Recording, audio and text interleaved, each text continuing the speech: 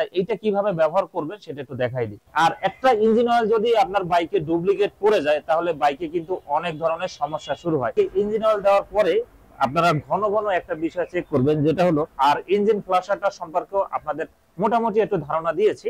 আসসালামু আলাইকুম, সবাইকে জানাচ্ছি নতুন একটা ভিডিওতে শুভেচ্ছা স্বাগতম। জিক্সার বাইকগুলো যারা ব্যবহার করে থাকে সবাই একটা কমন সমস্যায় ভোগে, যেটা হলো বাইকের ইঞ্জিন অয়েল নিয়ে।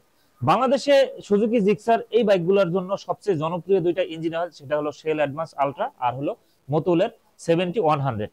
তাই এই দুইটা ইঞ্জিন অয়েল নিয়ে অনেকের অনেক গুঞ্জন আছে বা অনেকেই এই দুইটা ইঞ্জিন অয়েল নিয়ে অনেক বিষয় জানতে চান। যেহেতু শেল অ্যাডভান্স আলট্রা এই ইঞ্জিন অয়েলটা আমার বাইকটাতে টোটাল 3টা ব্যবহার করছিলাম, তাই এইটার যে অভিজ্ঞতাটা বা এইটার যে এক্সপিরিয়েন্স সেগুলো আমি আপনাদের সাথে শেয়ার করেছি এর আগের ভিডিওতে। তবে ইদানিং আমার এই বাইকটাতে একটা সমস্যা পাচ্ছি, যেটা হলো গিয়ার শিফটিং বা গিয়ারটা অনেক হার্ড মনে হয়। কিছুদিন আগে আমার এই বাইকটার ক্লাসটাও একটু শোরুম থেকে টাইট করে নিয়ে আসছিলাম, কিন্তু সমস্যাটা সমাধান হয় না। এই সমস্যাটা নিয়ে আমি বিভিন্ন বা কয়েকজন অভিজ্ঞ যারা আছে বা এই সুজুকি বাইকগুলো যারা দীর্ঘদিন ধরে ব্যবহার করে থাকে তাদের কাছেও কথা বলে দেখছিলাম। তারা আমাকে একটা পরামর্শ দিয়ে থাকে যে বাইকের ইঞ্জিন অয়েলটা পরিবর্তন করে দেখতে পারে। এই জন্যই বা তাদের পরামর্শ অনুযায়ী এখন থেকে আমার এই বাইকটাতে মোটুলের 70-100 এই ইঞ্জিন অয়েলটা ব্যবহার করব। এর সাথে সাথে আজকে আমি আপনাদের সামনে নতুন আরেকটি প্রোডাক্ট পরিচয় করে দিতে চাই, যেটা হলো বাইকের ইঞ্জিন ফ্লাশ। আর বর্তমানে ইঞ্জিন ফ্লাশ এটা অনেকেই ব্যবহার করে থাকেন আর অনেকেই এটা ব্যবহার করা বিষয়টা জানেন না। আজকে আমি আপনাদের সাথে এই ইঞ্জিন ফ্লাশটা সম্পর্কেও কিছু তথ্য বা কিছু বিষয় বলার চেষ্টা করব। তাই কথার বেশি না বাড়ে চলুন ভিডিও শুরু করা যাক।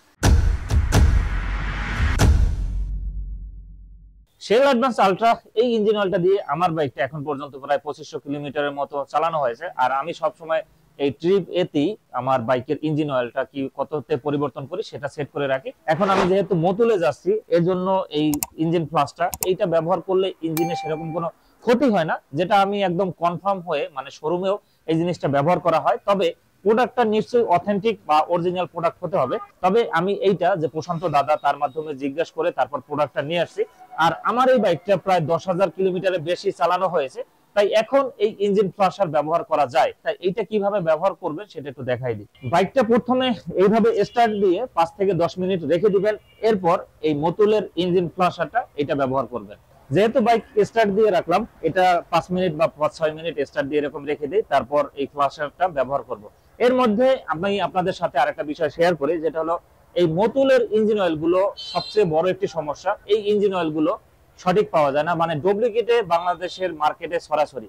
তাই একটা অথেন্টিক শপ বা একটা অথেন্টিক জায়গা থেকে সবসময় চেষ্টা করবেন এই ইঞ্জিন অয়েল গুলো নেওয়ার জন্য। আর একটা ইঞ্জিন অয়েল যদি আপনার বাইকে ডুপ্লিকেট পড়ে যায় তাহলে বাইকে কিন্তু অনেক ধরনের সমস্যা শুরু হয়। আর আজকে আমি যে ইঞ্জিন অয়েলটা ব্যবহার করব এটা হলো ফ্রান্সের।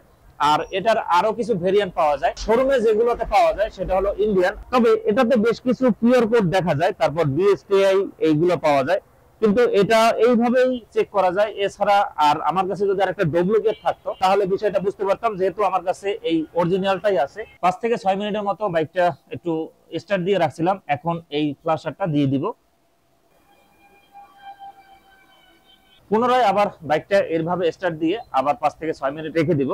তবে এই ফ্লাশারটা সম্পর্কে আমি আপনাদের একটু বলার চেষ্টা করি। কখন ব্যবহার করবেন? যখন আপনি একটা ইঞ্জিন অয়েল থেকে নতুন আরেকটি কোম্পানি বা নতুন আরেকটি ইঞ্জিন অয়েল যখন শিফট হবেন, ইঞ্জিনের মধ্যে যতটুকু ডাস্ট বা যত ময়লা যা আছে সবগুলো ক্লিন হয়ে সম্পূর্ণ ইঞ্জিন অয়েলটা ড্রেন দিব। 10,000 এর পরে এই ফ্লাশারটা ব্যবহার করলে খুব ভালো হয়। এই ইঞ্জিন ফ্লাশারটা দিয়ে কোনো সময় পিকআপে মোড়ামুড়ি করবেন না।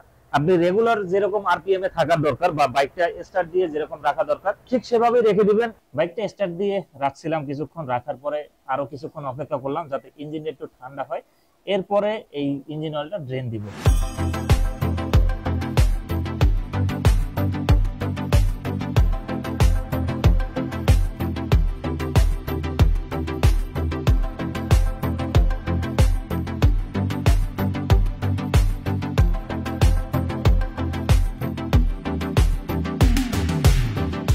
পাশাপাশি ইঞ্জিন অয়েল ফিল্টারটাও পরিবর্তন করব, যেহেতু সম্পূর্ণ একটি নতুন ইঞ্জিন অয়েল ব্যবহার করতেছি।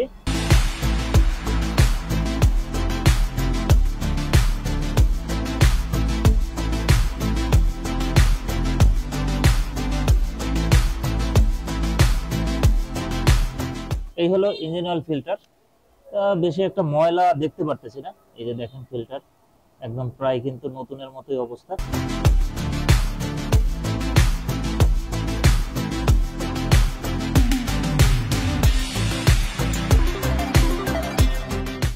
এখন প্রত্যেকটা পার্টসের দাম এত বাড়ছে, আগে ছিল 130 টাকা, কিন্তু বর্তমানে এটা 160 টাকা দিয়ে কিনে আনা লাগছে।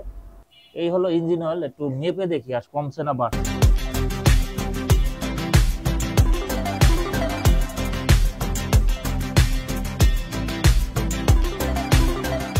ইঞ্জিন অয়েল কমে নাই, একদম ফ্লাশারটা সহ অনেক বেশি দেখাচ্ছে। এই যে একদম নিজের কাজ নিজে করেই মজাটা খুব ভালো পাওয়া যায়, নিজেও পরিবর্তন করে নিলাম।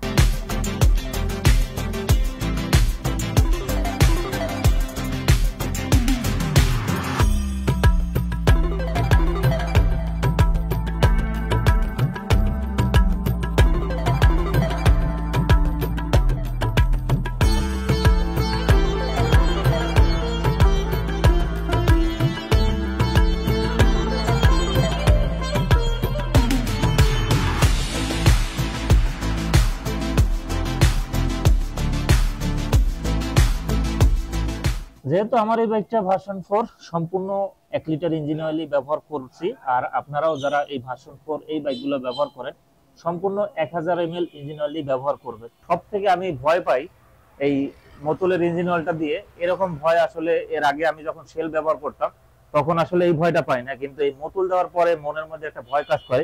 সেই ভয় দূর করার জন্য একটা বিষয় আপনারা সবসময় খেয়াল রাখবেন, যেটা হলো বাইকে ইঞ্জিন অয়েল দেওয়ার পরে আপনারা ঘন ঘন একটা বিষয় চেক করবেন, যেটা হলো এইখানে সবসময় দেখবেন যে ফেনা হয় কিনা, বা এইখানে এই জায়গাটা ঘোলা হয়ে যায় কিনা। যদি এই জায়গাটা ঘোলা হয়ে যায় তাহলে ইঞ্জিন অয়েলটা 2 নাম্বার, বা দ্রুত ইঞ্জিন অয়েলটা পরিবর্তন করার চেষ্টা করবেন। যখন একটা নতুন ইঞ্জিন অয়েলে আপনারা যখন শিফট হবেন সব সময় বা প্রায় যখনই মনে পড়বে তখনই চেষ্টা করবেন বাইকের এই জায়গাটা একটু ফলো করার জন্য, বা বাইকটা চালিয়ে আনার পরে, বা যখন আপনি একটু দীর্ঘ পথ যখন বাইকটা চালাবেন আনার পরে ওই জায়গাটা একটু খেয়াল করবেন। যেহেতু ইঞ্জিন অয়েলটা পরিবর্তন করলাম এই জন্য আমার এই যে ট্রিপ এ এখন 2500 কিলোমিটারের মতো দেখাচ্ছে, তাই এটা একটু জিরো করে নেই। আর আমার বাইকটা টোটাল চলছে এই যে 10,143 কিলোমিটার। আর এই ট্রিপ এতে আমি সব সময় এই ইঞ্জিন অয়েল পরিবর্তনের কাউন্টটা করে থাকি, মানে কত কিলোমিটার হয়। তাই এটা জিরো করবেন কিভাবে, এটা এই ট্রিপ এতে আসলাম, এখন এই যে পাশেরটা মানে ডান পাশেরটা চেপে ধরবেন, অটোমেটিকলি এটা রিসেট হয়ে যাবে। এই যে জিরো হয়ে গেল, রিসেট হয়ে গেল। আমার বাইকের ইঞ্জিন অয়েল সম্পূর্ণ পরিবর্তন বা সকল কাজকাম শেষ। আর ইঞ্জিন ফ্লাশারটা সম্পর্কেও আপনাদের মোটামুটি একটু ধারণা দিয়েছি। একটা ফুল সিনথেটিক ইঞ্জিন অয়েল দিয়ে মিনিমাম 2500 থেকে 3000 কিলোমিটার রাইড করা যায়। তবে এত তাড়াতাড়ি আমি কেন পরিবর্তন করলাম সে বিষয়ে আপনাদের একটু ধারণা দেই। আসলে আমার এই বাইকটার যে সমস্যাটার কথা বললাম, মানে গিয়ার শিফটিংটা খুবই হার্ড মনে হচ্ছে আমার কাছে। তাই এই জিনিসটা ঠিক করার জন্য বা এই জিনিসটা বোঝার জন্য আমি এই ইঞ্জিন অয়েলটা পরিবর্তন করে নিলাম। আর এই ইঞ্জিন অয়েলটা সম্পর্কে ভবিষ্যতে আপনাদের সম্পূর্ণ ডিটেইলসে রিভিউ দেওয়ার চেষ্টা করব। আজকের ভিডিওটা এই পর্যন্তই। সবাই সুস্থ থাকবেন, ভালো থাকবেন। আপনাদের সাথে দেখা হবে পরবর্তী কোনো নতুন ভিডিওতে। সবাইকে আসসালামু আলাইকুম।